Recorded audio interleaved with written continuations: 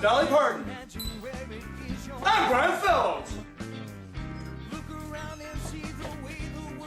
I'm Buck Owens.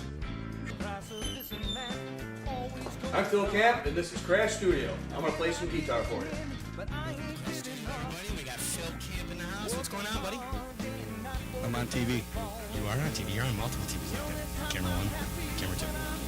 Camera 1, camera 2. Camera 1, camera 2. That's the neighbor's camera. That's for the news break. Yeah, the weather update. So this is your third time back? Third time's a charm. Very nice. I heard the couple of times we had some technical difficulties. Was that the Heineken or was that? Yeah. Yes. Too much Heineken for Ken. Well, for some of our new listeners on the chat, which we've been getting a lot of, you want to give us a little bit That should be better. Short synopsis of your history, where you came from, and how long you've been doing it? I've been doing it a long time. Really? Born and raised in the beautiful city of Glen Fall, New York. I played Glen Fall. There's S's in it. Everybody says it's Glen Falls. I love it. When Van Halen played the Civic Center way back in the 1900s, David Lee Roth. Hello, Glen Fall. Both of us. That was awesome. It's hilarious. It's so funny. So anywho, I got my first guitar in I think third grade. Took lessons from Lucille Tasker. You old people know her. I guess she was buds with Pete Seeger. Really? The old buds. You guys know. This just in.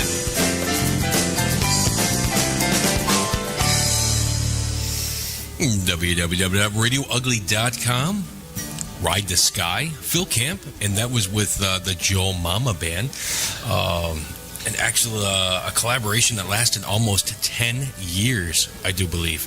And we're going to go back right now with DW and Phil Camp on the couch at Crash Studio. Guys. As we were saying before the last song, you guys are starting new stuff. Joe Mama's gone their way, you've gone your way. Now here you guys are going to be you're doing a trio now. That's correct. You want to tell me who's in that trio and what kind of music you guys are playing? Yes, I do. Oh, thank you very much. Now? Sure. I have Steve Wargo on bass. Steve is well known in the blues circles in the leather stocking region. I heard that on Lawrence Welk. Anyway, Steve is from the Syracuse area. And he plays with Phil Petroff and The Doctor. And now he's playing with Dr. Phil musically.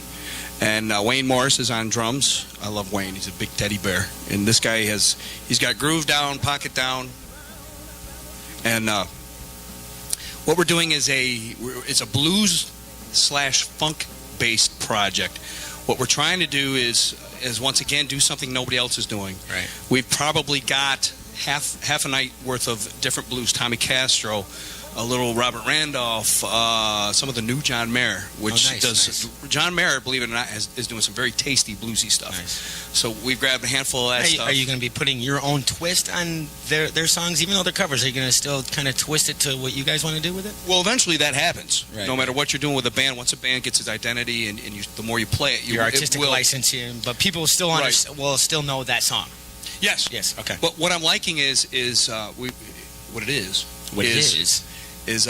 introduced my Gravity song, Push Under and Fall from the Green Pepper Air Freshener.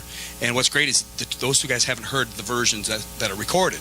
So I told them, I said, the rules are there are no rules. When you don't hear it, right? Exactly. I got go through the rhythm, and Steve has found some really cool, funky, arpeggiated. Look it up in your Webster's Dictionary, because I really don't know if that's a word or not, but we'll see. Anyway, he's come up with some grooves. Yeah, Google it and then tell me, spell check it. But Steve has found some really fun groove stuff behind that. We've kind of taken it down a step, but funked it. Now, do you find it with just a trio that you are still missing a part, or is the trio full for you? Can you do as much as you want to do with just a trio and not have that fourth person, fourth instrument? Yes. Well, remember Joe Mama, I think for about 4 years was a trio. Right. We were heavier. Sometimes less is best. Okay. At times there was a bit of overplay, and other times it was just right. I got you. Don't look at the man behind the curtain. Camera 2. It's okay. Camera 2. Gig is really taken off. I have a ton of parties. I played a wedding reception last weekend. Oh, nice, very nice. No daddy's little girl though. I told him, listen, that's where I draw the line. I did do Johnny Cash for them. They loved it. Anyhow, with the solo, what I like about that is, and it's almost the same with the trio, with this new trio, Just for a quick second, if I might digress. Go ahead. In the trio, we've pulled up some Dave Matthews and kind of funked it up, given our own feel, a new thing. Same thing with a solo. I can take a little bit of this, a little bit of that. I can go from Johnny Cash to Alice in Chains, Blues Traveler, Thanks, by Max. request. And we got a question from Frank or a statement saying, from the bands, the trio to the solo, how has it throughout the years changed your guitar playing? It's changed. Actually, it's changed a lot. And with the blues thing coming up, and to touch on how when I go from when I was doing solos with Joe Mama, the culture of the band was with the type of players that we were and the music that we were playing. A lot of times it was balls to the wall, solo your face off, rock your face off. Right. Now going to solo, I don't have any sustain on my acoustic guitar, so you have to kind of choose your notes a little more tastefully, a little more melodic, a little more feel, maybe a little more quicky-picky. But you're not going to do 100 miles an hour. It doesn't work solo with an acoustic guitar. Sometimes you get away with a couple good phrases to say,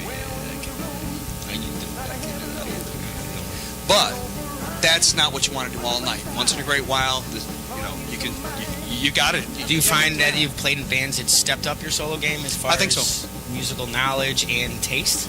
I think so. I would like to think so.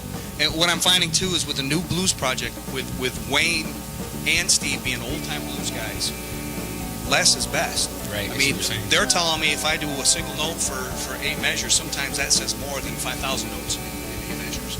So to try to be a little more tasty, try to be a little more reserved. Maybe I don't even know if mature is the right word, because I learned guitar. Coming from you? Yeah, that's why I'm not sure if it's the right word. Say goodbye. See you guys. Peace. No. Yeah, well, we were talking. Okay, go right ahead. We're going to close this Well, up. Go ahead. What did you think of the show? I think it went all right. Yeah? Except for my mistakes. Well, But only nobody a couple, noticed those, though. right? It's all right. You let them go. Mistakes are good. They're healthy. They're healthy. That's right. Nobody's perfect. That's right. So, Where is where? I'd like to do a solo acoustic CD. like the GE soft light bulb commercials? Yeah. No.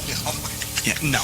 I'd like to at least have one in the works, recorded, maybe even done. And with Steve and Wayne, those guys are way open for original material. I wouldn't mind even having something that works for that, some sort of bluesy, funky bluesy thing. I mean, what's nice is I can do whatever I want. Right? And For our listeners on the local end, up here, where are you going to be playing the most? Woodstock Sunday night. Sunday night. But my usual tour stomping grounds, the O'Toole's here in Queensbury, Uno, Davidson Brothers. Are you hitting LG at all this year? No. No. You're going to stay down in the GF. Lake George. Nah. RadioUgly.com. Phil Camp in the house. No buzzing this time, my friend. It's nice. Everything sounds great. No Heineken this time. That's right. It could have been the Sarsaparillas. I think I remember the last couple of shows we had. We had quite a few in us there before we started the show. Sarsaparillas. Yeah. I've heard you play out, booking these solos, bands. What music does Phil Camp listen to? Oh, good question. If Phil Camp could run an iPod, What would be on would your it be iPod? You guys. On the way over here, I was listening to Megadeth, believe it or not. Really? I've got the Appetite for Destruction in that.